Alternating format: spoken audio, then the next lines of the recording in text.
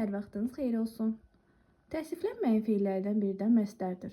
Məstər bildiyimiz kimi həm feilin, həm də ismin xüsusiyyətlərini daşıyır və məstər bəzən özündən əvvəlki sözləri tabe edərək özünə tərkib əmələ gətirir. Mak-mek şəkilçisi ilə düzəlir. Mən onunla danışmaq istədim. Bu cümləyə baxaq. Mən onunla, yəni təhlili istədim. Nə etdim? Burada yəni çox adamlar istədiyimi danışmaqdan yəni ayrı götürür də. Amma əslində belə təhlil olunmur. Danışmaq istədim bütövlükdə xəbər olur. Yəni tərkib əmələ gətirməyib. Məstər özündən əvvəlki sözü özünə tabe etməyib. Mən, kim, mən, mübtəda, kiminlə, onunla. Burada da nə olur? Tamamlıq. Deməli, bu cümlədə yəni məstər tərkib əmələ gətirmədim. Hərəkət cavab bildirir.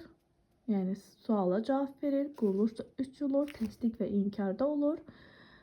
Yəni belə cümlələrin, belə videoların davamı üçün kanalıma abunə olun, bəyənməyi unutmayın.